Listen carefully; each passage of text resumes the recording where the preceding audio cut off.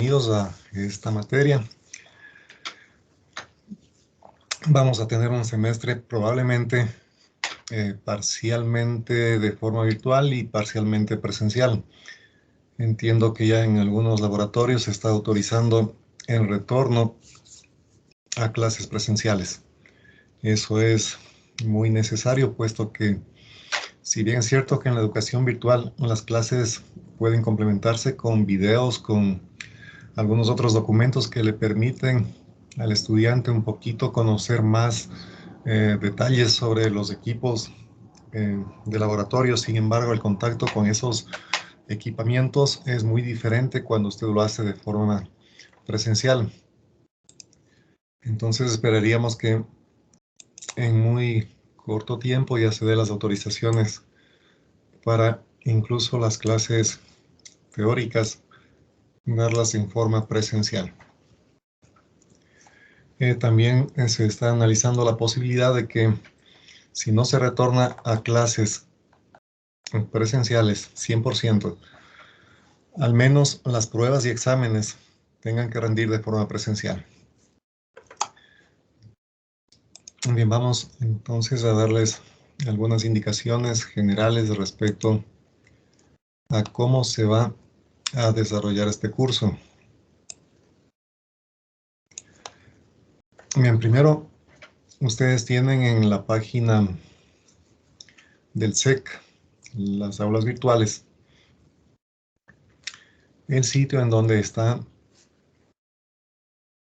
la materia electricidad para el Elo GR3. Ustedes están inscritos y matriculados en esta materia, por lo tanto tienen acceso a este portal. Entonces aquí ustedes tienen algunos datos de interés que puede ser útil para el desarrollo de la materia. Por ejemplo, encontramos el PEA de electricidad. El PEA, en definitiva, es un documento en donde constan todos los temas que se van a tratar en el transcurso de la materia.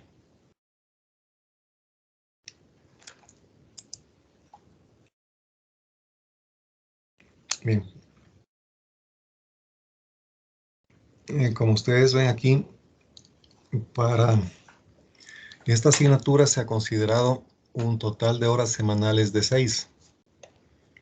Entonces, estas 6 horas que ven aquí están distribuidas de la siguiente manera: 4 horas para la parte teórica.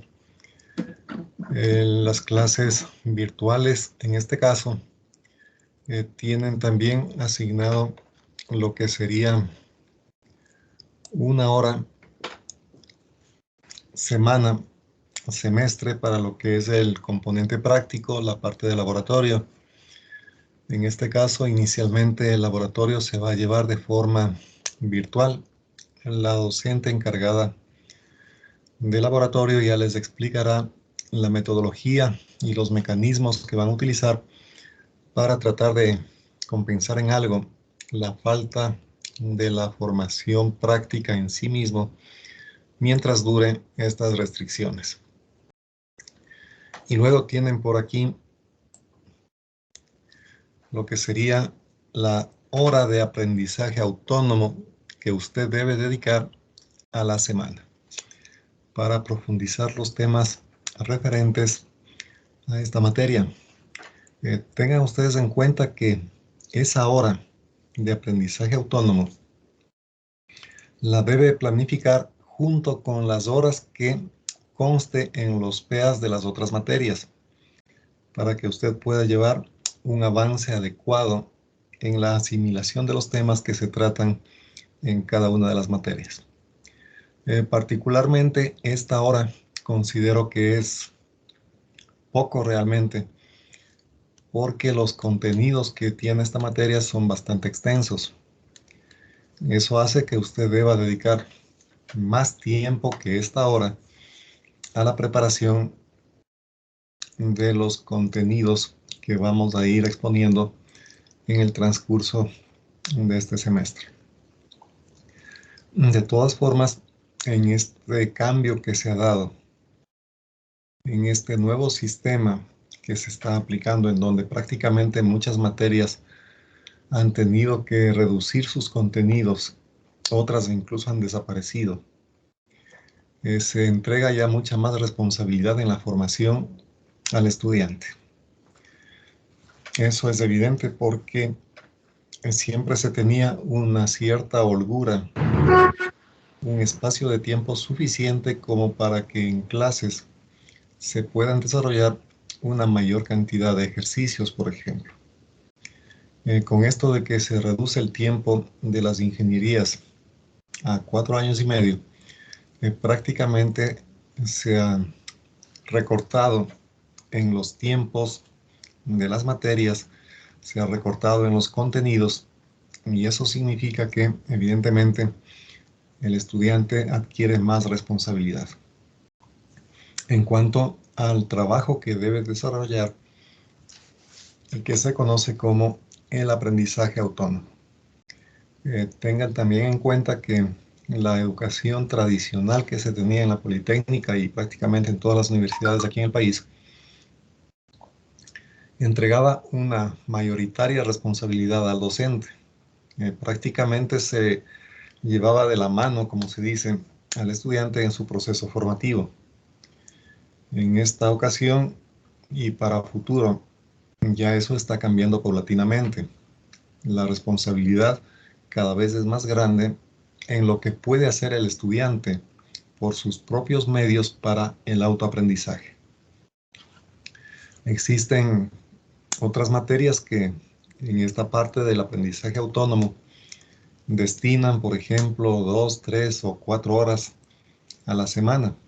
Incluso algunas tienen más horas en este componente de aprendizaje autónomo.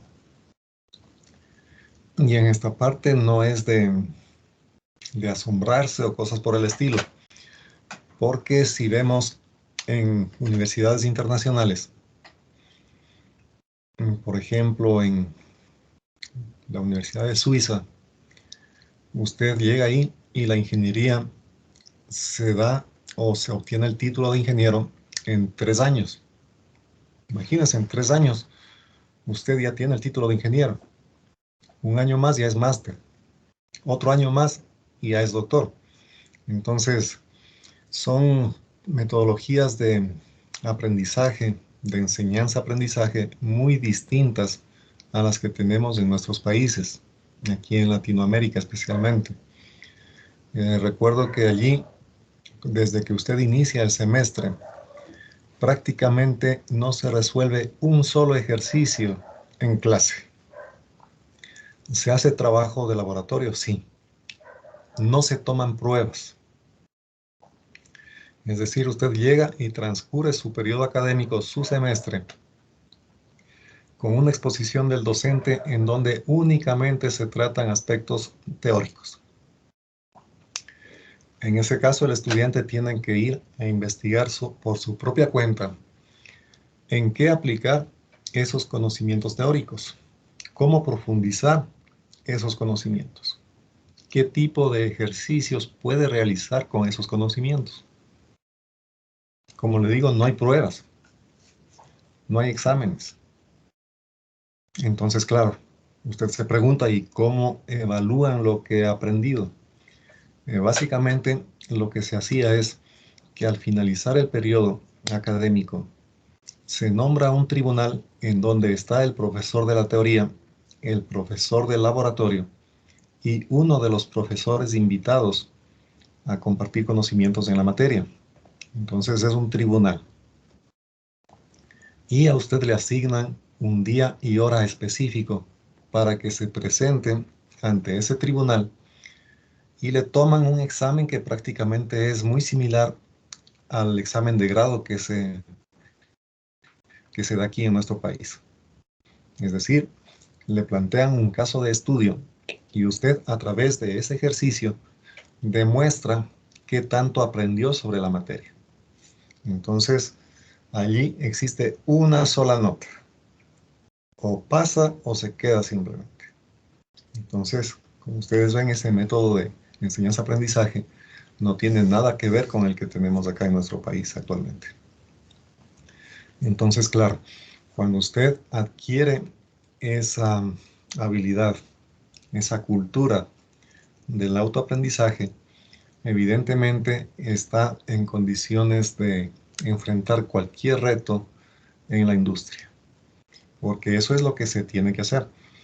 Actualmente en la Politécnica y en todas las universidades, en las carreras técnicas especialmente, lo que se da como programa de estudios es simplemente la base sobre la cual usted va a soportarse para poder enfrentar los retos que significa trabajar en la industria.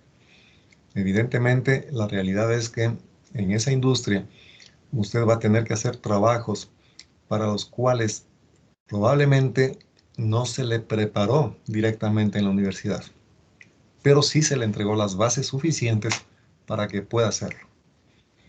Entonces, allí usted tendrá que investigar, tendrá que consultar, tendrá que experimentar para poder cumplir satisfactoriamente las funciones que se le van a encargar. Antes, en nuestro país era, digamos, mucho más simple el proceso de vinculación de los profesionales graduados o egresados a la industria, porque en esas épocas se le daba a ese ingeniero, a ese egresado, la posibilidad de capacitarse antes de cumplir sus funciones. Es decir, la empresa como que le apoyaba para que usted haga cursos de preparación, para que perfeccione sus conocimientos y pueda luego enrolarse ya al trabajo efectivo. En la actualidad lo que se trata es de que en muchos casos usted tiene que ingresar en una industria y desde el primer día prácticamente ya aportar con su trabajo a esta industria. Entonces, eso quiere decir que mientras está en la universidad, usted tiene que aprovechar lo mejor posible los conocimientos que se le entrega. El proceso de enseñanza-aprendizaje en modalidad virtual evidentemente tiene sus limitaciones. Limitaciones en todo sentido. Incluso en la forma como se evalúan los conocimientos que usted adquiere. En ese caso, ya es prácticamente responsabilidad del estudiante cómo desempeña su labor. El grado de aprendizaje, el grado de experticia que usted alcance en cuanto a los conocimientos que recibe, está directamente relacionado con el éxito que usted tenga profesionalmente posteriormente. A veces sucede que por hacer las cosas de forma no conveniente, prepara las pruebas, prepara los exámenes, faltando pocas horas para esos eventos. Y lógicamente ahí vienen las dificultades. No existe el tiempo entonces suficiente para que usted asimile esos conocimientos. Por lo tanto, lo que le pedimos es que usted estudie regularmente todas las semanas, cada una de las materias, y no con el fin de pasar el semestre, como normalmente decimos, sino más bien con el fin de que usted aprenda. Ese debería ser el objetivo final, que usted aprenda. Podría ser que en el resultado de un examen, en el resultado de las pruebas, le permitan a usted aprobar la materia. Y sin embargo, el grado de conocimientos que usted adquirió, a lo mejor, no son lo suficientes. Entonces, tratemos de que esta situación mejore en el transcurso de los semestres que le faltan para egresar. Como ustedes ven aquí en el PA de esta materia, no existen prerequisitos. No existen tampoco correquisitos. Es decir, usted se matricula en la materia y también en el laboratorio. Y esta parte hace que existan ciertas dudas respecto a las bases que usted necesita para avanzar sin dificultades en el desarrollo de los temas previstos. Fundamentalmente respecto a lo que es la electricidad básica. Entonces, en este aspecto vamos a tener que hacer una revisión de algunos temas, algunos conceptos que se van a necesitar para luego enfrentar ya cada uno de los temas de estudio que debemos hacerlo en esta materia.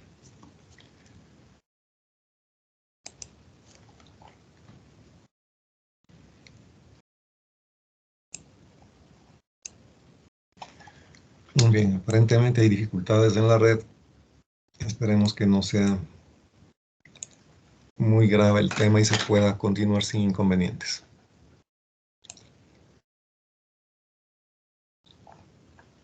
Descripción de la asignatura. La electricidad es el conjunto de fenómenos físicos relacionados con la presencia y flujo de cargas eléctricas.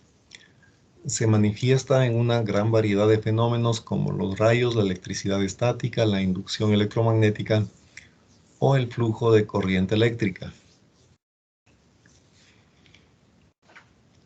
Resultados de aprendizaje de la asignatura.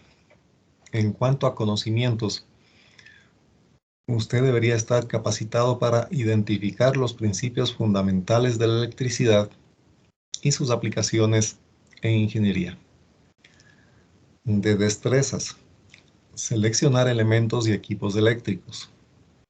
De valores y actitudes, aplicar conceptos éticos para la toma de decisiones a problemas en una planta industrial en términos eléctricos. Entonces, en la primera parte, en lo que se refiere a resultados de conocimientos, evidentemente se espera de que usted aprenda las leyes básicas que rigen los fenómenos eléctricos, magnéticos, electromagnéticos en forma general, y que pueda manejarlos con facilidad. Esos conceptos fundamentales, en este caso, estarían aplicados o direccionados al funcionamiento de las máquinas eléctricas, tanto estáticas como rotativas. Una máquina eléctrica estática, como su nombre lo dice, es aquella que no tiene partes móviles. Por ejemplo, los transformadores de voltaje o de corriente. Las máquinas eléctricas rotativas serían aquellas que tienen partes móviles. En cuanto a las destrezas, se espera de que usted adquiera los conocimientos suficientes para que esté en capacidad de seleccionar equipos eléctricos.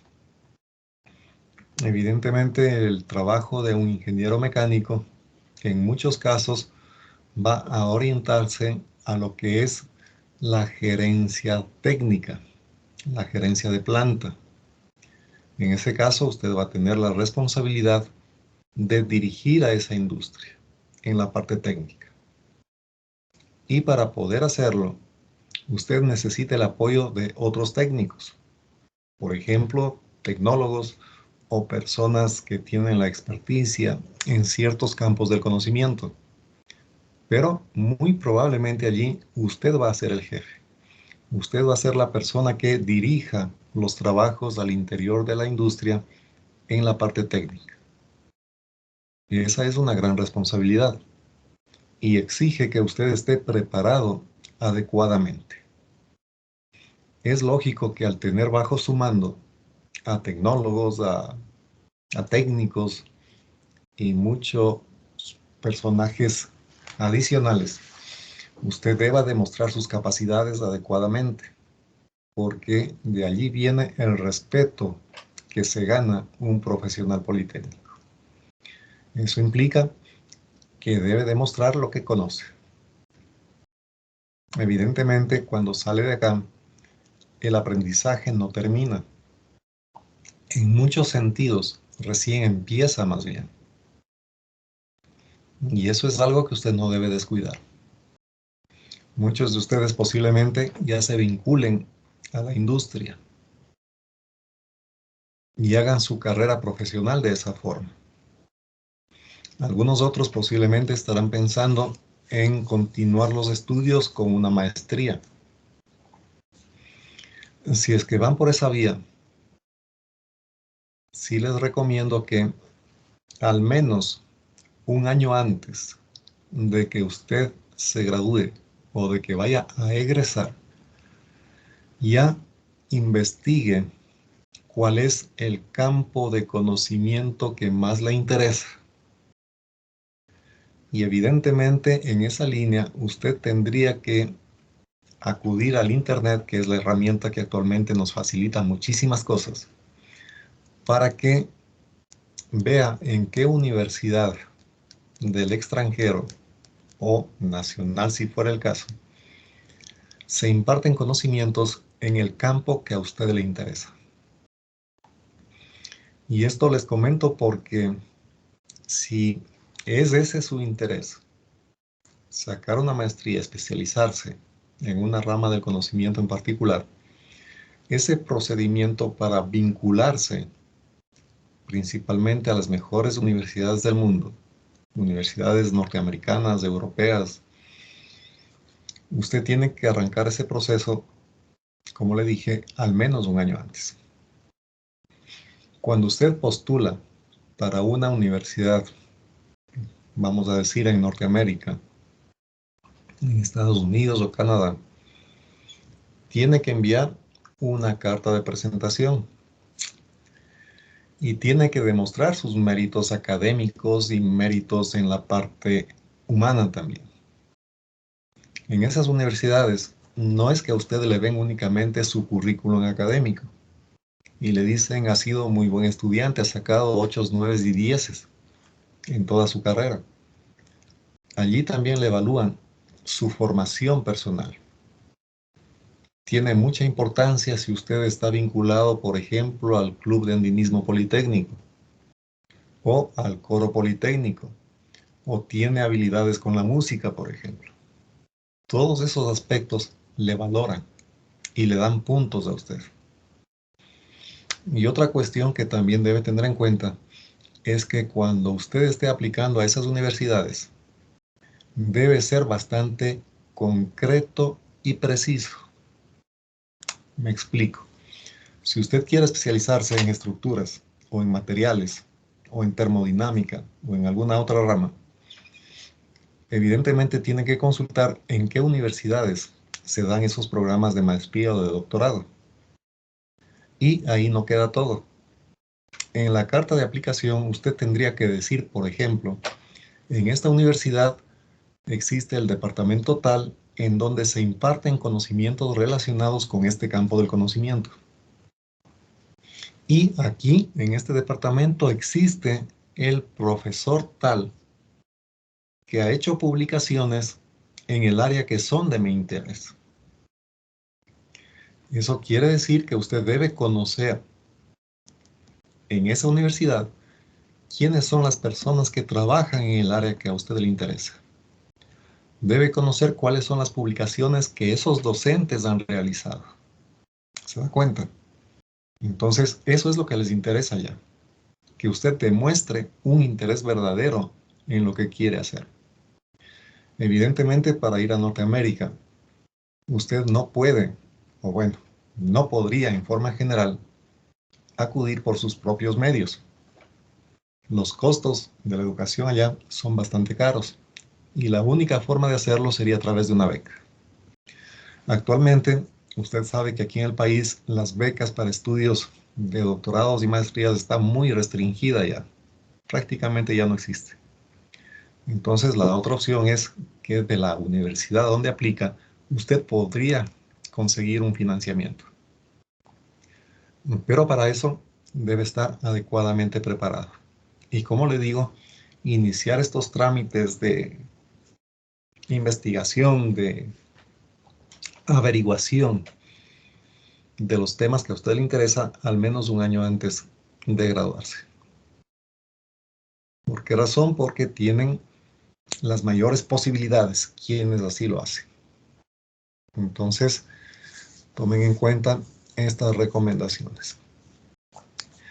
En cuanto al siguiente ítem de resultado de aprendizaje, que son las destrezas, se espera que usted pueda identificar la forma de conectar máquinas eléctricas, cuáles son los datos de placa que tiene una máquina eléctrica, qué significan esos datos de placa, y también, evidentemente, pueda con facilidad obtener a través de catálogos, manuales o textos las curvas características de esas máquinas eléctricas en operación. De esa manera, usted podría seleccionar aquellos equipos que más le resultan convenientes para una aplicación específica. Y finalmente, lo que son los aspectos de valores y actitudes. Aquí se dice aplicar conceptos éticos para la toma de decisiones a problemas de una planta industrial, en términos eléctricos. Pero en esta parte sí hay que recalcarles muchísimo esto que está relacionado con la ética. Usted sabe que en nuestro país, lamentablemente, se han dado eventos, episodios de malos manejos de fondos públicos, prácticamente en todos los gobiernos. Actualmente también se tienen ese tipo de problemas. Lamentablemente tengo que decirles, porque ese no es ningún secreto, es de conocimiento público. Lamentablemente les digo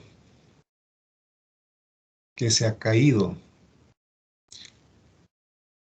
en estos hechos de corrupción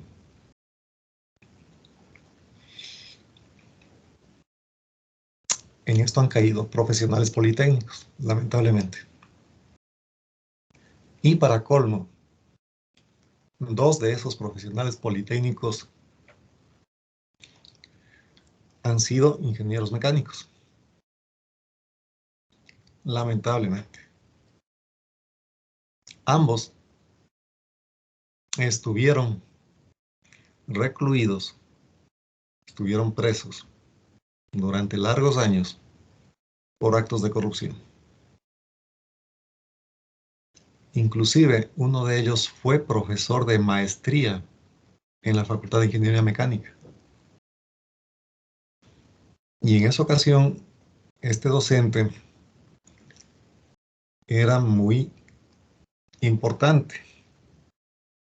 Creo que había dictado 3 o 4 módulos en esa maestría.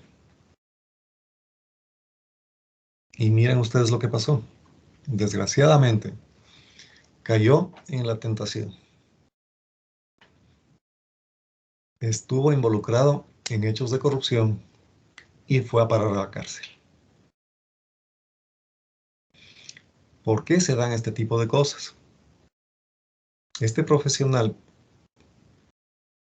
correctamente formado en la parte técnica, probablemente no tuvo una solidez en la formación ética, en la formación moral.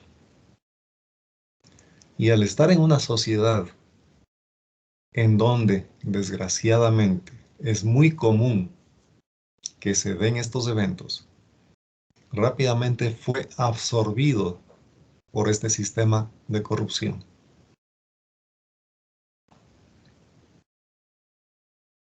¿Y cómo usted puede escapar a eso? Simplemente hay dos vías, creo yo, para que usted consiga hacer, para que consiga superar esas tentaciones que se llaman. Lo más básico está en su familia, en su hogar. Justamente en el núcleo de la familia es en donde se deben cultivar esos valores. Luego, en su formación estudiantil, en su formación universitaria. debe afianzar esos valores, esas actitudes con que usted enfrenta la vida. Si lo hace adecuadamente, muy probablemente en la vida profesional no va a tener estos problemas. ¿Y cómo empieza todo esto? Con cosas muy simples. Por ejemplo, usted está rindiendo un examen y en el WhatsApp ya le llegan o usted envía requerimientos de ayuda, por ejemplo. Ahí empieza, en cosas tan sencillas como esa. Usted acude a mecanismos no convencionales para tratar de llenar vacíos. Y aunque parezca un acto que no es tan grave, poco a poco en su trayectoria se van acumulando estos eventos de tal manera que en algún momento ya le va a parecer normal el fraude, le va a parecer normal la deshonestidad.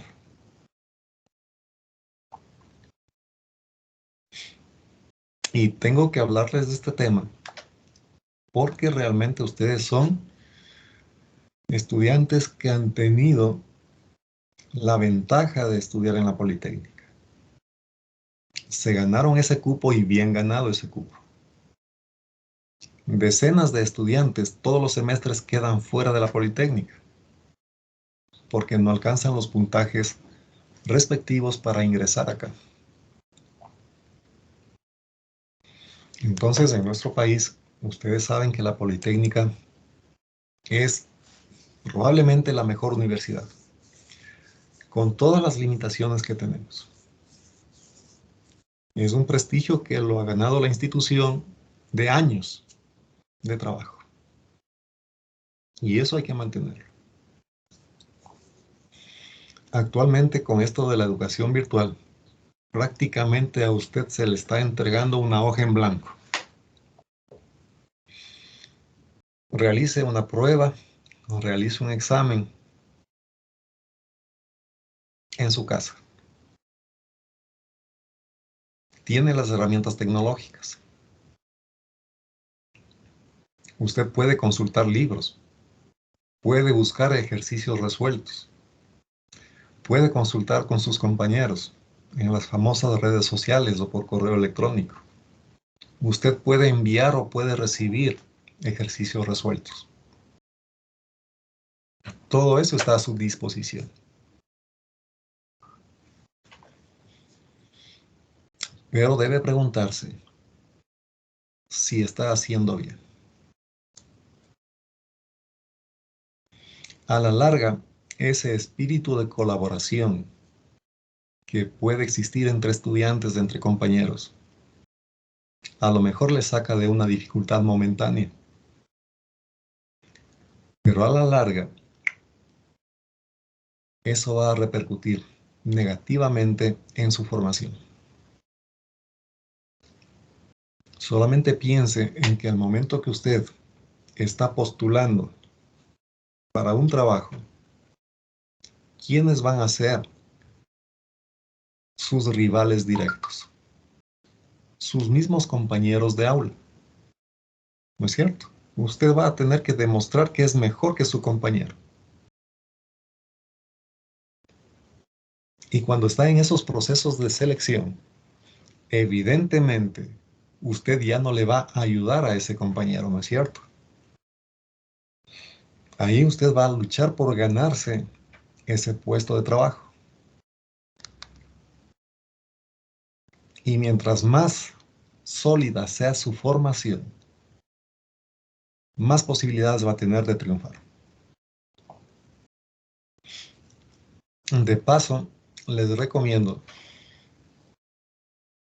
si usted ya está por terminar el curso de inglés o ya lo aprobó, ya tiene la suficiencia, que eso no termine allí.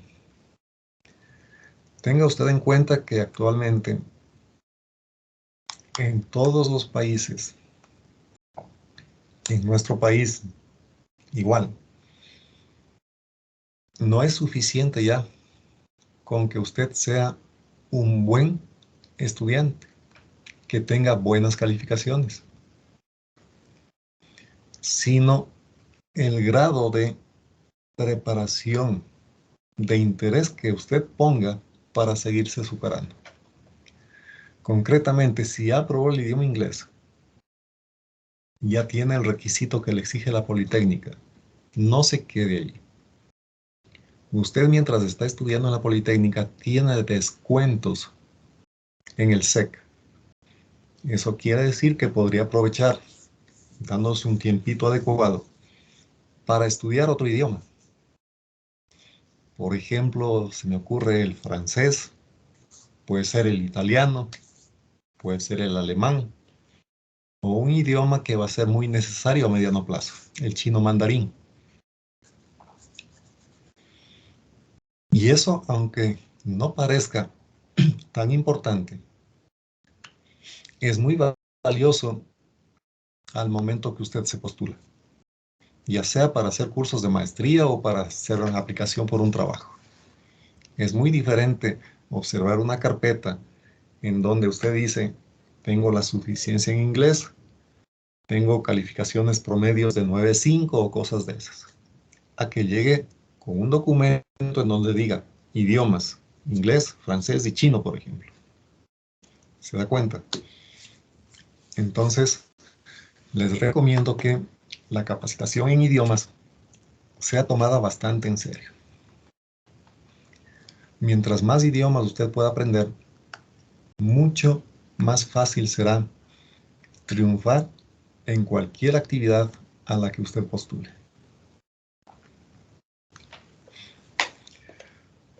Bueno, respecto a lo que son los contenidos de esta materia, se inicia con lo que es el magnetismo y electromagnetismo.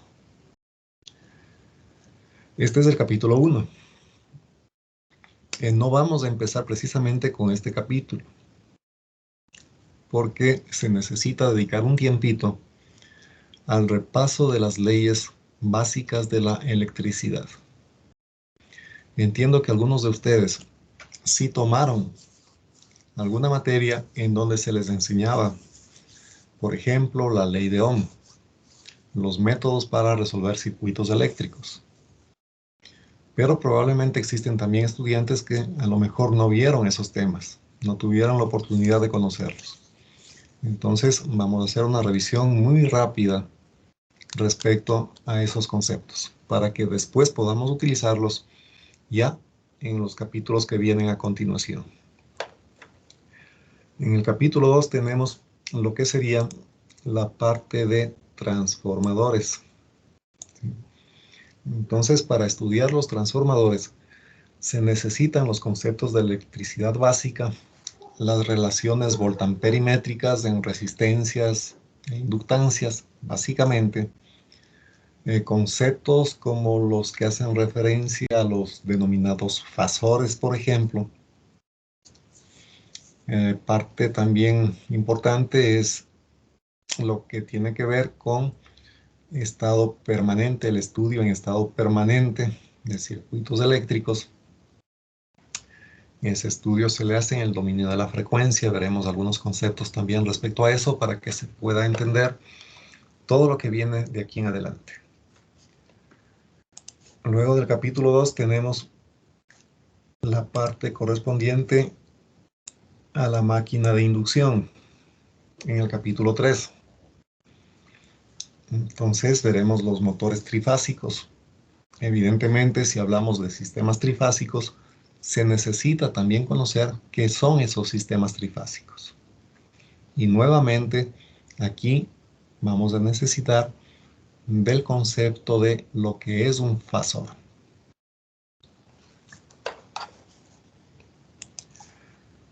El capítulo 4 tiene que ver con lo que es la máquina sincrónica. Capítulo 5, máquina de corriente continua. Capítulo 6, motores monofásicos. Entonces, esperemos que se puedan abarcar prácticamente en su totalidad todos estos temas sin mayor inconveniente. ¿Qué es lo que se va a utilizar como componente en clase? Exposición oral por parte del docente, que también se le conoce como clase magistral. Se van a realizar ejercicios dentro de clase, se van a utilizar herramientas audiovisuales para estas exposiciones. Se van a realizar probablemente lecturas dentro de clase, otras serán temas de consulta. Y con esto tendríamos prácticamente lo necesario para este semestre. La bibliografía que se recomienda para esta materia. El libro de Gingrich, Harold, Máquinas eléctricas, transformadores y controles. Cortés, Curso moderno de máquinas eléctricas rotativas, tomos 1, 2, 3 y 4. Y en mi criterio, el libro más adecuado, Máquinas eléctricas, de Stephen Chapman. Puede ser la edición 4ª o 5ª. En esta parte no les estoy fomentando a la violación de derechos de autor. Sin embargo, les comento desde conocimiento público también que usted en el internet puede conseguir cualquier texto. En ese caso pueden ustedes buscar utilizando el título Máquinas eléctricas y Chapman, por ejemplo, y van a tener la posibilidad de descargar ese libro en PDF. También les quiero mencionar que el momento que usted descarga ese libro y lo tiene en la computadora, es el inicio para adquirir conocimientos que probablemente se les topa de manera superficial en clase. Esos libros que ustedes descarguen evidentemente les van a ser útiles siempre y cuando ustedes lo abran. Lo abran y lo estudien.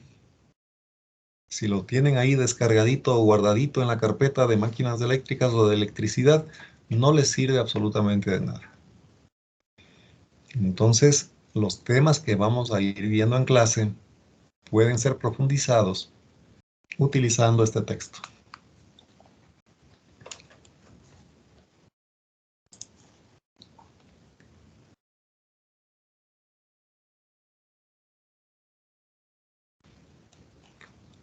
Bien, entonces, este es el PA de la materia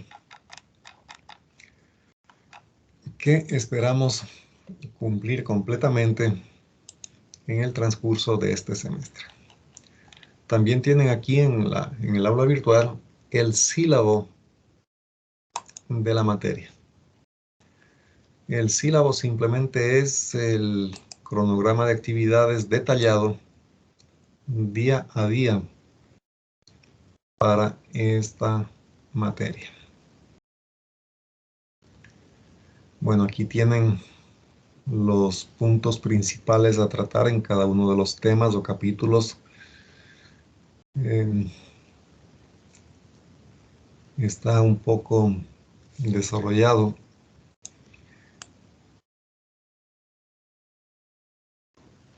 De igual manera, aquí tienen la bibliografía básica, la misma que ya acabamos de ver.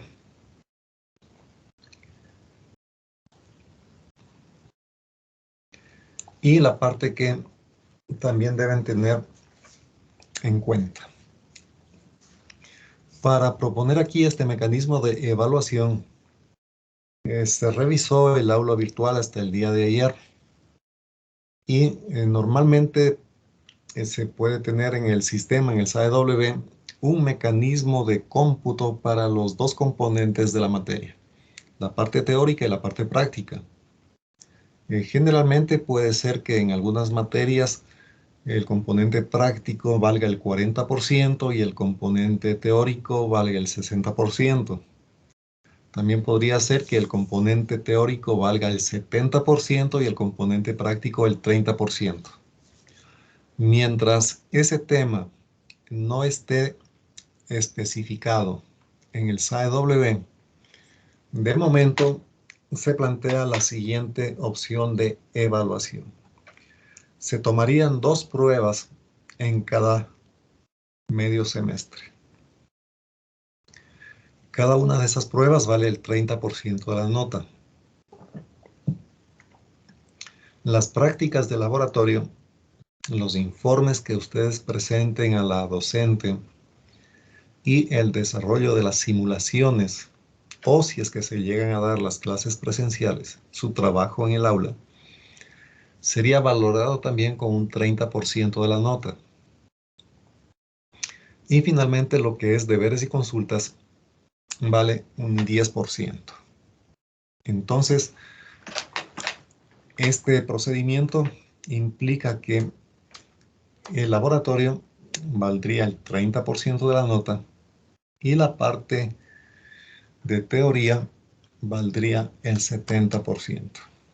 Como les digo, esto se va a mantener mientras no se defina en el sistema, en el SAE-W, otra cosa. Si ya se incluye en el SAE-W que el laboratorio vale el 40%, no hay ningún problema. Esa nota será el 40% y la parte de teoría será el 60%. ¿Sí? De momento, como les digo, no hay esa definición en el SAE y vamos a manejar esta distribución de puntajes como referencia.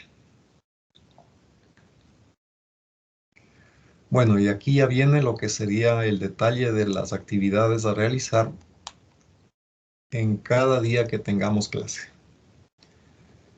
Estos temas que se han incluido para cada uno de los días no implican una camisa de fuerza, más bien son referencias para ir chequeando cómo estamos avanzando en cada uno de los temas.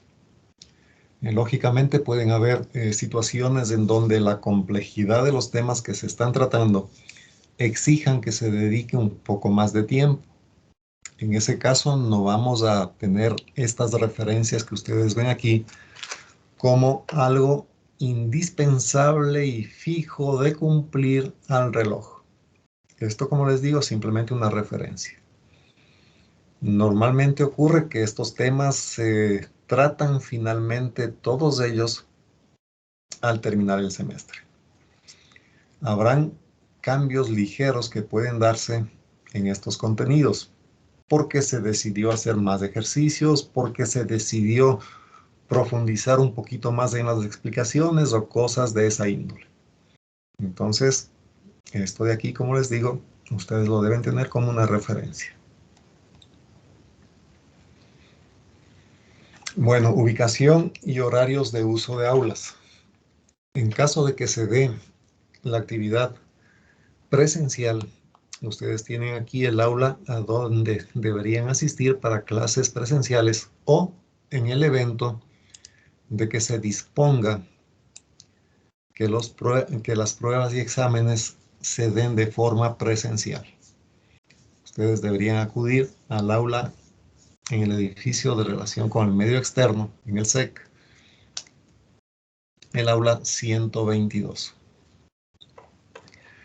Para lo que es las tutorías, tenemos destinado los días lunes y martes de 7 a 8 de la noche. ¿Por qué puse este horario?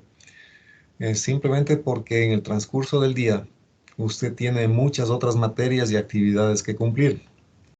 Y a lo mejor en este horario de 19 a 20 ya estamos un poquito libres de clases, libres de actividades de laboratorio y etcétera. Y puede ser más conveniente hacer alguna consulta o despejar dudas en este horario. Esto de aquí tampoco es la única posibilidad. Usted sabe que, por ejemplo, si utilizamos la plataforma Teams, puede darse cuenta si es que una persona está en línea en algún momento. En ese caso, sin ningún inconveniente, si usted me ve que estoy en línea, puede escribirme un chat y podríamos abrir un proceso de diálogo para solventar dudas respecto a la materia. Eso se dará cuando desde luego no esté en clases de otras materias o en alguna reunión posiblemente. En todo caso, usted puede hacer la consulta, como le digo, mediante chat, a ver si ese momento podemos asistirle con alguna asesoría para despejar dudas respecto a ejercicios o temas teóricos. No hay ningún inconveniente.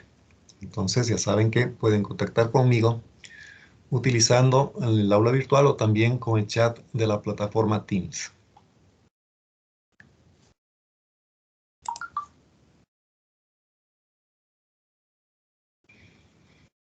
Bueno, en cuanto a las políticas para el desarrollo del curso, básicamente tenemos la que hace referencia a la honestidad, que ya les hablé sobre ese tema, y lo que es la puntualidad y cumplimiento. En esta parte de puntualidad se recomienda que usted asista dentro de los primeros 5 minutos a enlazarse a las clases virtuales. Evidentemente no se va a tomar lista porque en primer lugar son ustedes como 50 estudiantes que están matriculados en este curso. Lo que se podría hacer, sobre todo cuando se rinden pruebas o exámenes, es simplemente descargarse la lista de asistentes directamente del sistema. Ustedes saben que las grabaciones de las clases quedan a disposición en el Teams para que usted pueda observar si considera necesario hacer un repaso de qué es lo que se vio en la última clase o la clase que a usted le interese. En consecuencia, tienen esa herramienta que es bastante útil. En cuanto a lo que se refiere a los deberes y consultas, se les va a enviar oportunamente los temas a resolver o las consultas a realizar. Por ejemplo, si es que hoy día les envío un deber, usted va a tener hasta el siguiente día lunes a las 12 de la noche para subir esos deberes. Es decir, tiene una semana completita para que pueda desarrollar un deber y pueda subir adecuadamente. De paso, en este aspecto de los deberes, tomen en cuenta que se le va a decir, como le menciono, usted tiene hasta este día y a esta hora para que suba el deber. Si lo hace posterior a esa fecha y hora, ese deber ya no será tomado en cuenta. Y otra cuestión, cuando usted suba el deber, debe observar que en esa hojita, en ese PDF que usted está subiendo, conste su nombre. ¿Por qué les aclaro este tema? El semestre pasado estuve revisando deberes y me topé con algunas sorpresas. Alguien subió, decía deber número 4. Y el momento que abrí ese deber para ver qué es lo que había hecho, me encontré con el enunciado de los ejercicios y no tenía ninguna resolución. Estaba todo en blanco. Otro caso que también tuve es que abrí el deber de un estudiante X y resulta que en el PDF constaba el nombre de un compañero.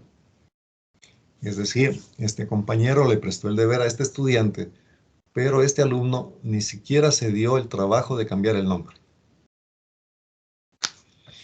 Entonces tengan muy en cuenta este tema. Si les reviso los deberes, no solamente veo que exista allí el PDF que dice deber 1 y ya paso. No, no es así. Aunque este trabajo me lleva bastante tiempo, siempre abro los deberes y veo qué están haciendo. ¿Sí? Entonces, tengan en cuenta este tema. Bueno, y finalmente aquí abajo usted ya tiene el denominado Código de Ética de la Politécnica Nacional, en donde se hace referencia al respeto que debe tener hacia usted mismo y hacia los compañeros de curso y docentes. El tema de la honestidad, el tema de la verdad y el compromiso con la institución. Entonces, terminamos en esta parte la revisión de lo que serían el PEA y el sílabo para nuestra materia.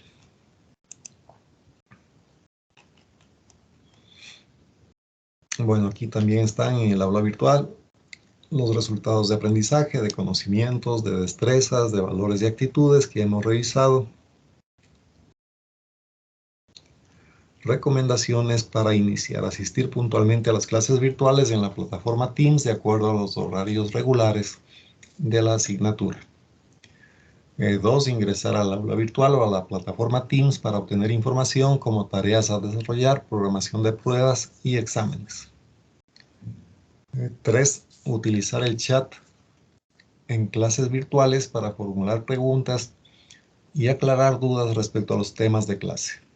Bueno, en esta parte de las clases no siempre tengo en la pantalla el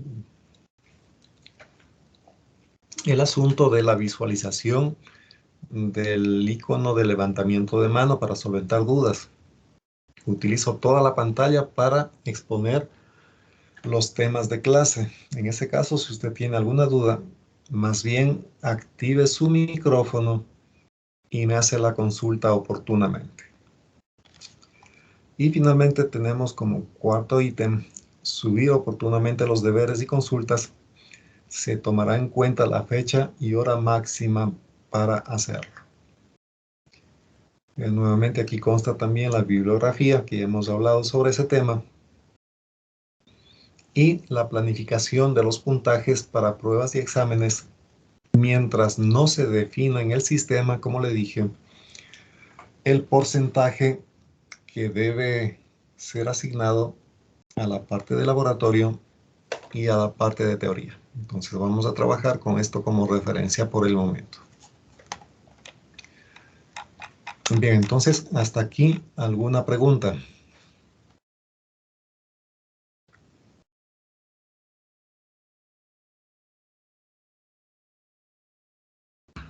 Buenos días, profe. Buenos días, dígame. Disculpe, tal vez tiene alguna estructura para entregar los deberes. Bien, en los deberes lo que interesa es que usted ponga un encabezado en donde conste el nombre suyo, la fecha de entrega claramente en la parte superior, ¿sí? Luego, si es que son ejercicios, usted debe copiar allí el texto del ejercicio, el enunciado del ejercicio y a continuación la resolución.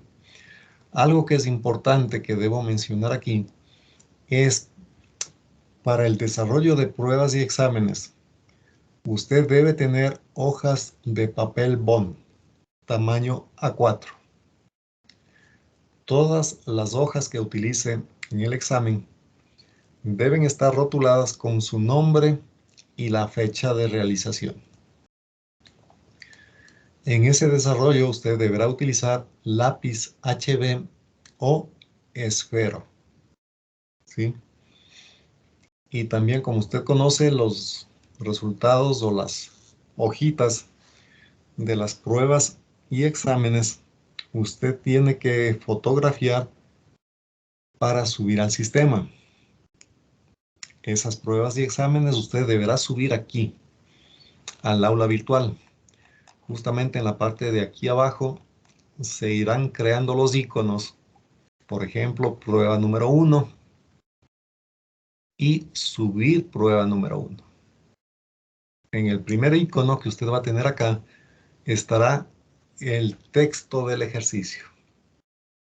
Y en subir prueba 1, usted deberá subir su evidencia respectiva. ¿Sí? Entonces, después les explicaré un poquito más en detalle esto.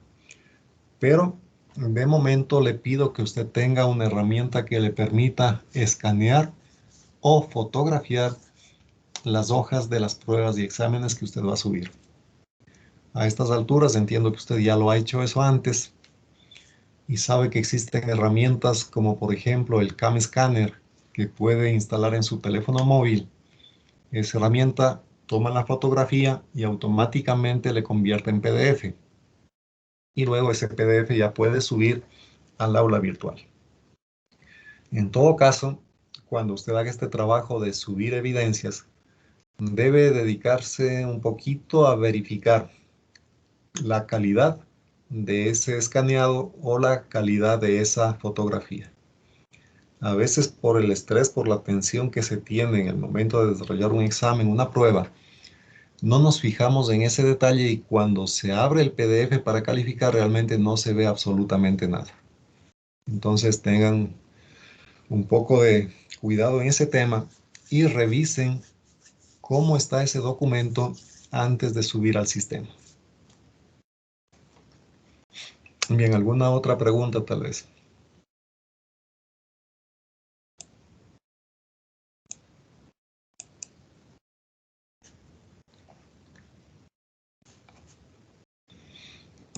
Ingeniero, disculpe, ¿las pruebas se van a tomar durante la hora de clases o va a ser a un horario extra? Bien, todas las pruebas y exámenes que se van a evaluar o se van a tomar van a ser en hora de clase. Y, por ejemplo, si es que hoy tenían una prueba, es normal que esa prueba sea únicamente de 1 hora. Y el resto de tiempo se tendrá clases normalmente. No se ha planificado pruebas fuera de horario porque eso trae sus complicaciones. Entonces, siempre vamos a tomar en horas de clase. Igual los exámenes finales o los supletorios, como quiera que se les llame, se tomarán en horarios de clase. Ok, muchas gracias. Bien. Bueno, entonces, si no tienen alguna otra pregunta, vamos a iniciar con una revisión bastante rápida de los conceptos fundamentales respecto al análisis de circuitos eléctricos. Bien, fundamentalmente cuando se trabaja con máquinas eléctricas o en forma general en circuitos eléctricos, tenemos algunas formas de onda que tienen relación con las señales de voltaje o de corriente que vamos a tener en esos circuitos eléctricos o en esas máquinas eléctricas. Existen dos formas de onda que son básicas y que se utilizan de forma común en circuitos eléctricos. La una es una forma de onda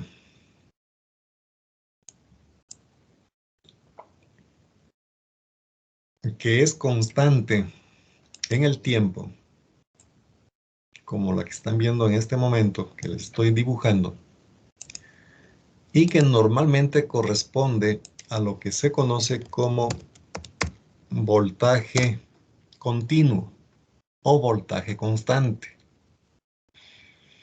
Este voltaje tiene la característica de que permanece prácticamente fijo en un valor a lo largo del tiempo. Ejemplos de estas fuentes de voltaje constante pueden ser, por ejemplo, las baterías o lo que denominamos las pilas comúnmente. Entonces, esa batería o esa pila idealmente debería tener un comportamiento de esta forma. Tiene un valor fijo en función del tiempo. Teóricamente esto no debería cambiar. Lógicamente, si estamos hablando de las baterías comunes y corrientes que utilizamos en controles remotos, en electrodomésticos, esas pilas o esas baterías, conforme el tiempo, van perdiendo sus propiedades. Y en vez de tener este comportamiento que está viendo aquí, probablemente va a tener un comportamiento de esta forma, que su voltaje va disminuyendo con el paso del tiempo. Si es que son fuentes de continua que están funcionando con otra fuente de alimentación. Por ejemplo, usted toma esos típicos adaptadores que llamamos, conecta a la pared. En la pared, en la toma corriente, tenemos una señal senoidal. Y a la salida de ese adaptador tenemos un voltaje constante de 5 voltios, 10 voltios, 12 voltios, etc. En ese caso, no tenemos este problema de que se va perdiendo el voltaje nominal. Esto se da fundamentalmente cuando tenemos pilas que utilizan componentes químicos. Entonces, con el paso del tiempo se va perdiendo sus características y el voltaje va disminuyendo. En el caso general, si es que utilizamos otra fuente de suministro de energía, tendríamos un voltaje que mantiene fijo durante mucho tiempo, durante un tiempo indefinido prácticamente. Esta es una fuente de alimentación que podemos tener. La otra forma de onda que se utiliza en circuitos eléctricos muy comúnmente es de esta forma que usted ve aquí, una señal senoidal. Esta señal senoidal, evidentemente, tiene algunas características. Las principales características son las siguientes. Este valor de aquí, que se conoce como el valor pico o valor máximo, es el máximo voltaje que usted tiene en esta señal. Esta señal de aquí, al ser una senoide, se describe matemáticamente mediante esta expresión. El voltaje en función del tiempo es igual a B máximo por seno de omega t. Este omega t es el argumento de la función seno. Y como usted ve, aquí está incluido el parámetro tiempo. Quiere decir que en función del tiempo, el voltaje instantáneo va a ir cambiando, tal como ve aquí en esta gráfica. Aquí tenemos entonces como primera característica el valor máximo de la señal senoidal. La amplitud de esta onda. Omega t es el argumento. Al tratarse de una señal senoidal, usted ya conoce esto, aquí vamos a tener un periodo. Y ese periodo es 2pi radianes. No hay ningún problema hasta allí.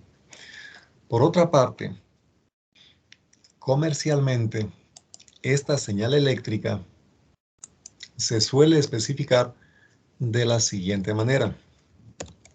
Se le dice, por ejemplo, el voltaje de la señal eléctrica que tengo en mi domicilio es 120 voltios a una frecuencia de 60 hercios. Si usted ve en el dato de placa de algún electrodoméstico, de algún equipo electrónico, van a aparecer valores como estos. Le dice B igual a 120 voltios y 60 hercios. Quiere decir que ese equipo electrónico, ese electrodoméstico, necesita para su correcto funcionamiento estos valores de voltaje y frecuencia. Ahora, ¿qué significa este voltaje de 120 que aparece en el dato de placa? Esto significa que usted debe trabajar, debe alimentar a ese electrodoméstico con una señal convencional, especificada mediante estos dos valores de aquí. El primero que usted tiene aquí, este voltaje de 120 voltios, es el denominado valor eficaz.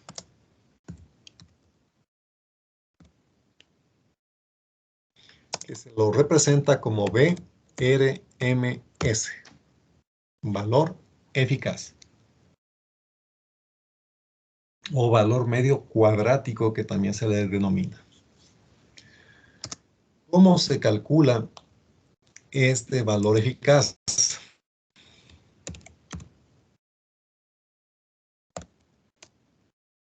para sacar este valor eficaz, usted tiene que hacer el siguiente cálculo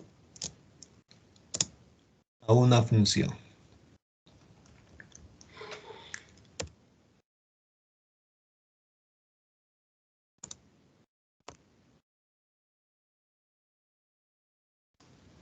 Debe poner aquí 1 sobre el periodo, 1 sobre t.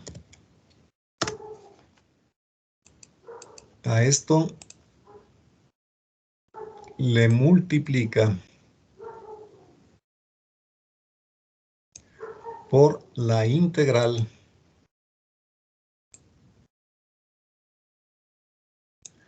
del voltaje de la función voltaje elevada al cuadrado. Esto integrado con respecto al tiempo. Eso le estaría dando el valor eficaz al cuadrado de su señal. Esta es la formulita matemática que me permite sacar el valor eficaz de cualquier señal periódica. 1 sobre el periodo integral del voltaje o la señal de voltaje al cuadrado integrado con respecto al tiempo. Puede aplicarse también esta definición para señales de corriente. Entonces, si queremos saber para esta señal de aquí, para esta señal senoidal, cuál es su valor eficaz, hay que hacer este cálculo. Entonces, ¿cómo haríamos? Simplemente pondríamos aquí 1 sobre el periodo. ¿Cuánto vale el periodo para mi señal senoidal? 2pi. Entonces aquí iría 1 sobre 2pi. La integral. Debo elevar al cuadrado mi señal de voltaje. En este caso mi señal de voltaje es B máximo seno de omega t. ¿Sí? Entonces este B máximo seno de omega t, todo esto tengo que elevar al cuadrado. E integramos respecto a omega t. ¿Sí? Haciendo esa operación, obtendríamos que para esta señal senoidal, el valor eficaz nos va a quedar como el voltaje máximo, Bm, pongámosle simplemente así, Bm dividido para raíz de 2. Entonces, la primera cuestión aquí de interés. Cuando usted trabaja con una señal senoidal, debe estar claro que una de sus características es el denominado valor eficaz. Este valor eficaz lo consigue dividiendo este coeficiente de la función seno, este voltaje máximo, para raíz de 2. ¿Sí? Entonces, esta partecita de aquí, aunque ustedes ven que no es nada complicada, sí representa dificultades cuando se trabaja posteriormente en la materia. Si yo le doy la información de esta manera, le digo, estamos alimentando una máquina eléctrica con un voltaje de 120 voltios a 60 hercios. Lo que le estoy diciendo es que se está trabajando con una señal senoidal, con una forma de onda de este tipo.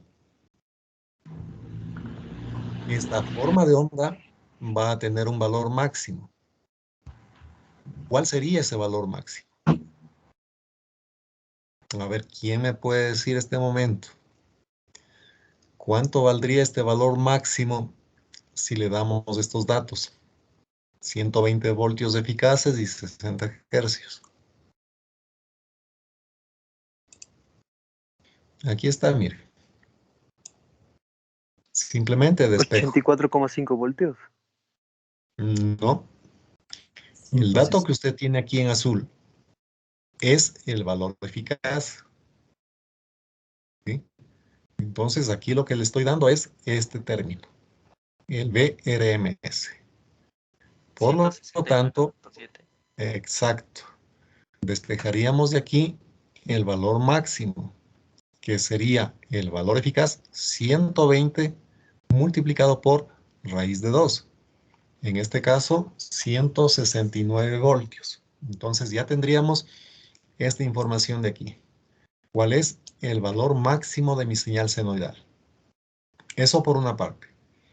Por otra parte, si trabajamos con esta información, que la onda tiene una frecuencia de 60 hercios, esta frecuencia es la que tenemos aquí abajo representada con la letra F. Esa frecuencia es el inverso del periodo. Eso quiere decir que si calculamos en tiempo este periodo que está aquí puesto en rojo, el periodo lo podríamos encontrar dividiendo 1 para la frecuencia. Es decir, 1 dividimos para 60. Y eso le da 16,666 milisegundos. ¿Sí? Entonces, ya tendríamos características de nuestra forma de onda. El valor máximo 169 voltios y su frecuencia 16,66 milisegundos. Con eso está prácticamente especificado todo lo necesario para esta forma de onda. Les repito nuevamente, en forma comercial, el voltaje de suministro que nos da la empresa eléctrica, en nuestro caso, viene de esta manera. Voltaje 120 voltios a 60 hercios. Cuando está el voltaje, ojo con esto, acompañado de la frecuencia, este voltaje es el valor eficaz de una señal senoidal. ¿Y cómo calculamos el valor eficaz de una señal senoidal? Simplemente dividiendo el valor máximo para raíz de 2. ¿De dónde sale esto? B máximo sobre raíz de 2. Al momento que desarrollamos esta formulita matemática. Valor eficaz al cuadrado, 1 sobre periodo integral de la función voltaje al cuadrado integrado respecto al tiempo. En este caso que usted está viendo aquí, el argumento de la función seno es un omega t. Entonces, en esta fórmula tendríamos que poner voltaje de omega t al cuadrado integrado respecto a omega t. ¿Sí? Entonces, de allí sacamos el valor eficaz que nos va a quedar igual al voltaje máximo dividido para raíz de 2. Esta frecuencia F, como le digo, viene expresada en hercios. También se puede utilizar esta formulita, el omega, que es la frecuencia angular, y su valor se calcula como 2pi por la frecuencia. Esta expresión omega estaría dada en radianes sobre segundo. ¿Sí? Entonces, estas son las características principales para una señal senoidal, que es con la que más vamos a trabajar en esta materia. Adicionalmente, usted también puede aplicar esta fórmula para sacar el valor eficaz a una forma de onda que, por ejemplo, se utiliza en los motores denominados de paso. Entonces, si tenemos, por ejemplo, una señal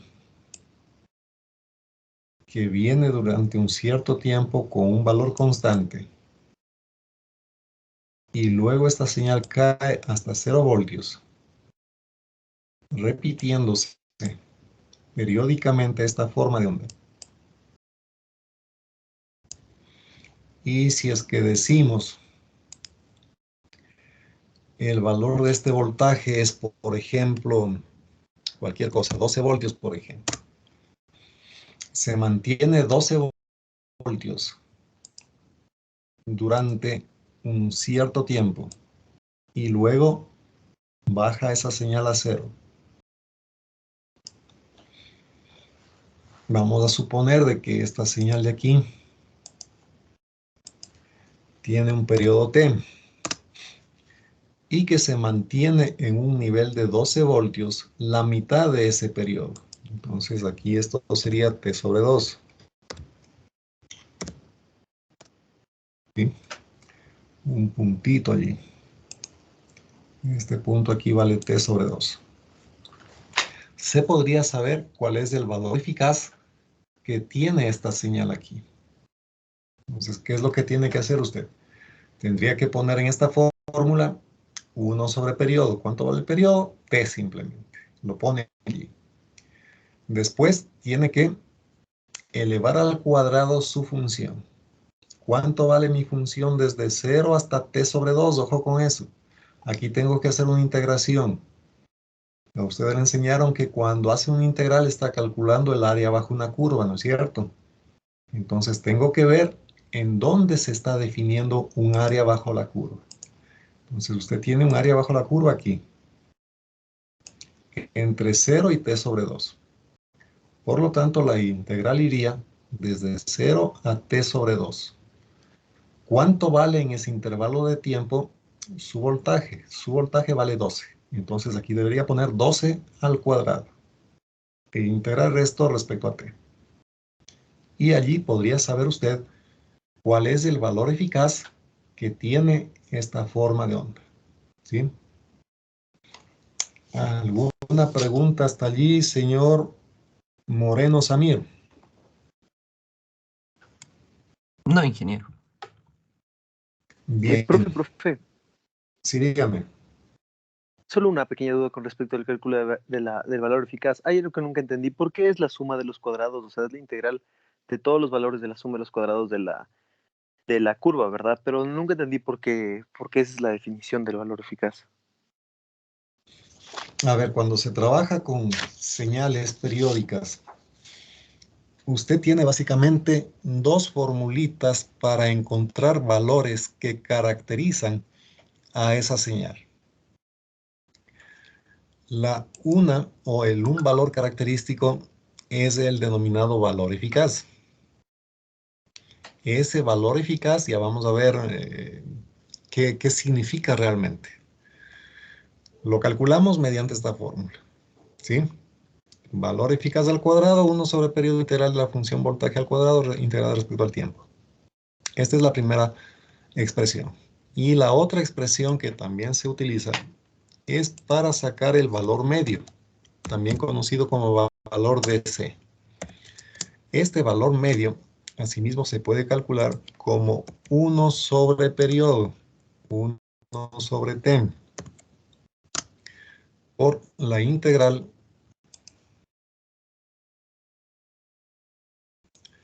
de nuestra función voltaje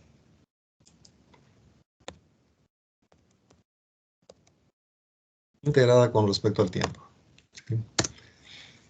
Entonces, estas son las fórmulas que se utilizan para sacar el valor eficaz y el valor medio de una función periódica. Ahora, ¿qué es lo que ocurre aquí? ¿Qué significa esto que se está denominando valor eficaz? Vamos a ver con el siguiente ejemplo. Si es que usted tiene, voy a dibujarle por acá, un circuito eléctrico, voy a ponerle de esta manera, una batería por aquí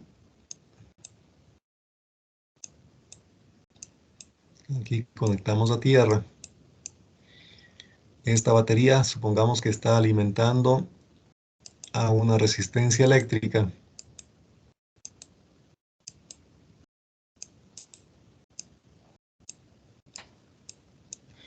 O en una resistencia eléctrica, ustedes saben que es un dispositivo físico que se caracteriza por oponerse al paso de corriente eléctrica. Pongamos aquí una fuente de 12 voltios y aquí una resistencia R cuyo valor es igual a 10 ohmios, por ejemplo. ¿Sí? Entonces, si queremos en este circuito que acabo de dibujar, encontrar los parámetros de operación, en primer lugar sabemos que de esta fuente de 12 voltios va a producirse un flujo de corriente convencional en esta dirección. ¿Por qué les digo corriente convencional? Porque en este camino cerrado, este símbolo es tierra. Este punto de aquí es el mismo de acá. Es como que tuviera un cable uniendo estos dos. En este circuito cerrado, al tener una diferencia de potencial, en este caso de 12 voltios, se produce un flujo de electrones. Ese flujo de electrones está circulando desde el cátodo o terminal negativo de la batería hacia el polo positivo de la batería. Entonces fluyen cargas eléctricas en esa dirección. Sin embargo, de que las cargas eléctricas están fluyendo en esa dirección, la convención que se ha adoptado es que la corriente circula, entre comillas, en sentido contrario al flujo real de los electrones. Entonces usted sabe, o si no sabe, ya está adquiriendo un poquito de conocimiento sobre esto. Esta fuente de tensión le genera una diferencia de potencial entre los extremos de la batería. Esa diferencia de potencial, al estar aplicada a una resistencia, genera un flujo de carga. Es decir, una corriente eléctrica que convencionalmente fluye del polo positivo de la batería, que sería esta parte de aquí arriba, el polo positivo de la batería. Aquí abajo tendríamos el polo negativo. Esa corriente está fluyendo del polo positivo al polo negativo, cerrando el circuito, este camino, de esta manera. Entonces, si quiero conocer cuánto vale la corriente que está circulando por allí, debo dividir la diferencia de potencial para la resistencia. Esta es la que se conoce como la ley de Ohm. Entonces, en este ejemplo, muy sencillo, la corriente eléctrica que estaría circulando sería los 12 voltios dividido para los 10 ohmios. Esto nos da 1,2 amperios. 1,2 amperios. Esa es la corriente que estaría circulando por allí. Ahora, si es que quiero encontrar la potencia que recibe la resistencia, esa potencia eléctrica sería igual a la corriente al cuadrado multiplicado por R. Entonces, si es que ustedes no recibieron antes algo sobre estos temas, sería bueno que me comuniquen para poder tener precaución en la forma como vamos avanzando en la materia. Entonces, la potencia eléctrica en una resistencia se calcula como I cuadrado por R. Entonces, diríamos que aquí, en este ejemplo numérico, elevemos 1,2 al cuadrado y multipliquemos por 10. 12 por 12 es 144, ¿no es cierto? Por 10, eso nos daría creo que 14,4. 14,4 vatios.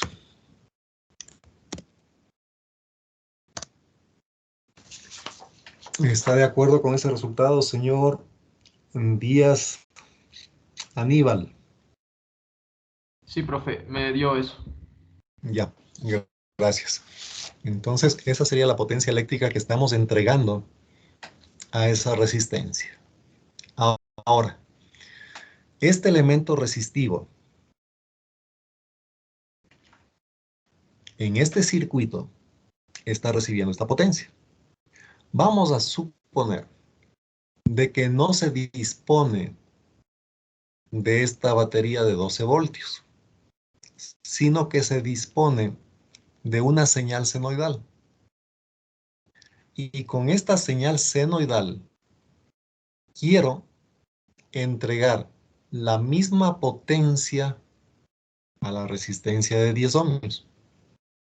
Entonces aquí la idea es preguntar, si esta señal senoidal debe generar la misma potencia en esta resistencia, la pregunta es, cuál debería ser el voltaje máximo que debe tener la señal senoidal.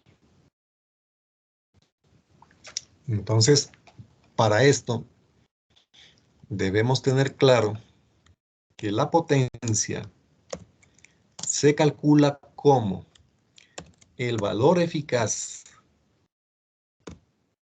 de voltaje al cuadrado dividido para R. ¿Sí? Esta es otra formulita básica en electricidad que nos permite también calcular la potencia en una resistencia. Voltaje eficaz al cuadrado dividido para R. ¿Sí? Entonces, la potencia eléctrica usted puede calcular de dos maneras, o de tres formas. Ya vamos a ver cuál es la otra. Si es que es una señal constante de voltaje la que alimenta la resistencia, esta señal constante de voltaje me va a generar también una corriente constante por aquí. En este ejemplo, si la fuente es de 12 voltios, la corriente que está circulando es 1,2 amperios. ¿Qué potencia genera este voltaje constante en la carga? Una potencia de 14,4 vatios. Sabemos también que la potencia eléctrica se calcula en una resistencia dividiendo el voltaje eficaz al cuadrado para R. ¿Y cuándo utilizo esto de voltaje eficaz? Cuando la señal que se aplica no es una constante, ¿sí? Aquí estamos hablando de una señal senoidal. Esta señal senoidal tiene un valor eficaz. Ya sabemos cómo se calcula ese valor eficaz. También podríamos tener una señal como esta de aquí abajo. Una señal que tiene un valor de 12 durante un cierto tiempo y después baja a 0. También puedo hacer esto. O puedo poner una señal triangular también. O puedo poner una señal diente de sierra. ¿Sí? Cualquier forma de onda periódica puedo utilizar. El valor eficaz de esas formas de onda periódicas usted calcula con esta expresión de aquí. Entonces, para el ejercicio que les estoy poniendo es la siguiente inquietud. Si con una fuente de 12 voltios constantes, la potencia que recibe esta resistencia de 10 ohmios es 14,4 vatios, la pregunta es, ¿cuánto debe valer el valor máximo de una senoide para que genere sobre esta resistencia de 10 la misma potencia de 14,4 vatios?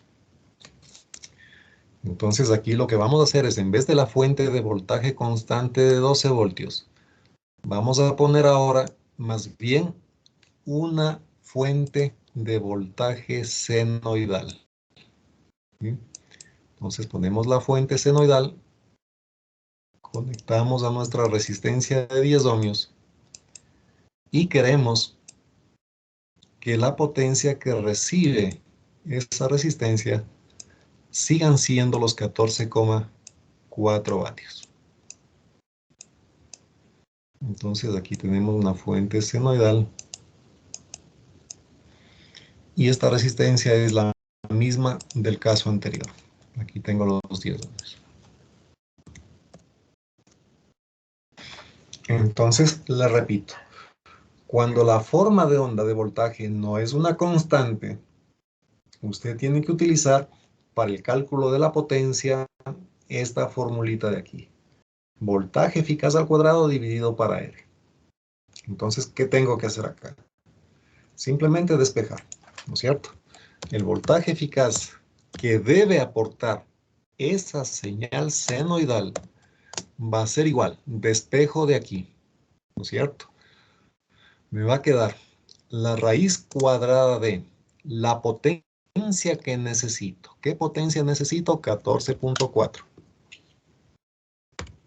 Esto debo multiplicar por la resistencia que vale 10. Y sacar la raíz cuadrada de esa expresión de aquí. Entonces sacamos la raíz cuadrada de esto y ya sabemos cuál es el voltaje eficaz que necesitamos.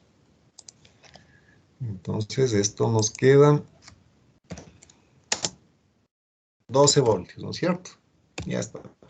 Directamente. 144 raíz 12 voltios. Entonces, ¿qué necesito?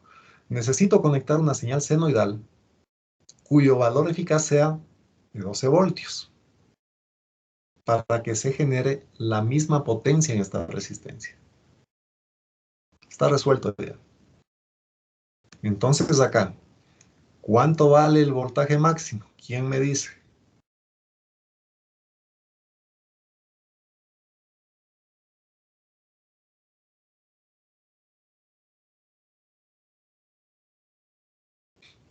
Si necesito que esta señal senoidal aporte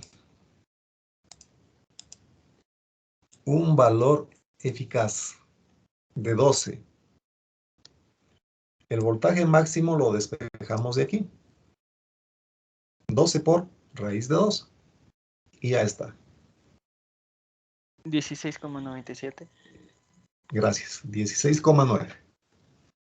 Eso significa entonces que con una señal senoidal que tenga un valor máximo de 16, algo, se consigue la misma potencia que tendríamos al conectar una fuente de voltaje constante de 12. ¿Sí? Entonces ese es en definitiva el concepto del valor eficaz. El valor que tiene una señal senoidal con el cual se da la misma potencia a una carga que la que se tendría al utilizar una fuente de voltaje constante. Entonces, si usted aplica esta senoide con amplitud de 16,9, vamos a tener sobre esta resistencia de 10 ohmios la misma potencia que la que tendríamos al aplicar a esta resistencia una fuente de voltaje constante de 12 voltios. ¿Sí? Entonces, ese es el concepto del valor eficaz.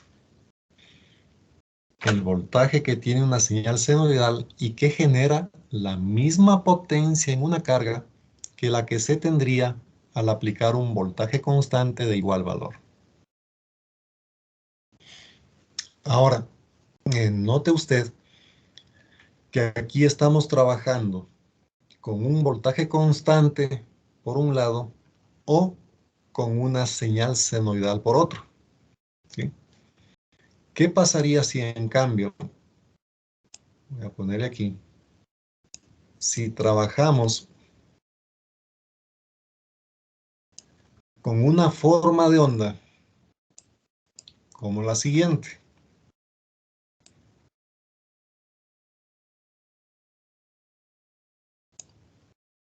Esa señal de allí.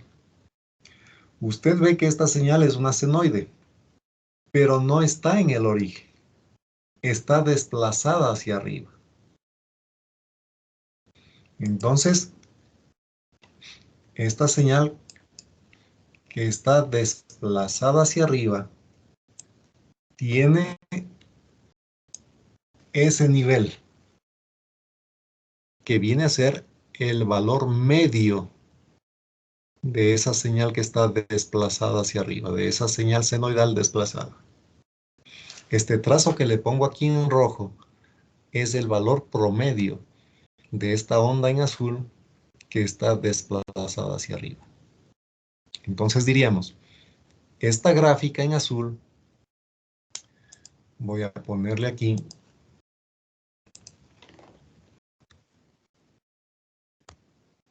es un voltaje total, esa señal que está en azul, ¿no es cierto? Este voltaje total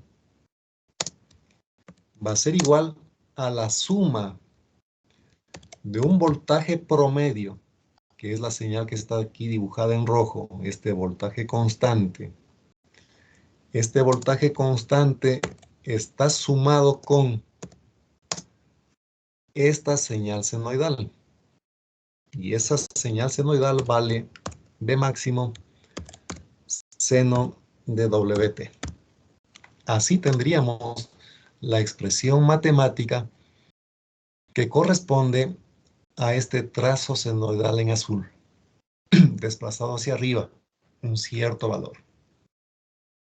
Entonces la pregunta es, para esta señal que tiene dos componentes, una componente constante y una componente senoidal, ¿cuál es el valor eficaz?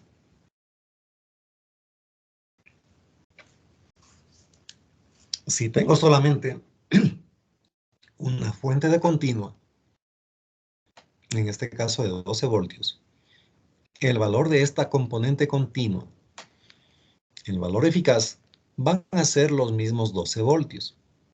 Si usted aplica la definición que tenemos acá arriba, para sacar el valor eficaz de esta fuente de 12 voltios constantes, aplique usted esta fórmula y le va a dar un valor eficaz de 12. No hay nada que hacer.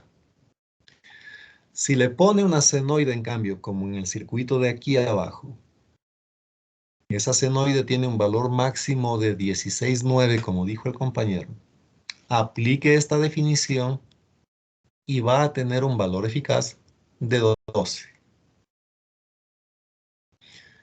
Eso porque estamos trabajando con fuentes independientes. Un voltaje constante por un lado y una senoide en el otro caso. Pero aquí tenemos las dos cosas simultáneamente. Y si tengo estas dos cosas simultáneamente, ¿qué tendría que hacer? Aplicar la definición y esta función voltaje que debo reemplazar aquí sería esta suma de acá. Entonces, piensen sobre este tema para la próxima clase. ¿Cómo sacar el valor eficaz total para esta señal? Simplemente usted coge estos dos términos, los reemplaza aquí, los eleva al cuadrado y hace el desarrollo. ¿Y qué le va a quedar allí? Que el valor eficaz total al cuadrado va a ser igual a este voltaje de C al cuadrado más el valor eficaz de esta forma de onda senoidal al cuadrado. ¿Sí? Entonces, eso lo puede usted obtener aplicando esta formulita simplemente. Pero bueno, por el momento vamos a quedar allí. ¿Tienen alguna pregunta?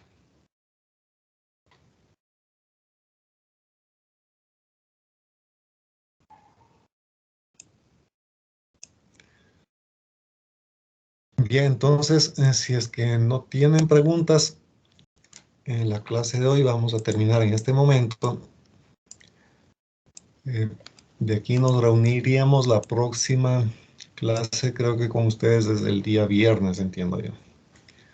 Bien, entonces, por favor, no se olvide de descargarse el texto que le he pedido que utilice como referencia para esta clase. Y nos estaríamos reuniendo en la próxima sesión.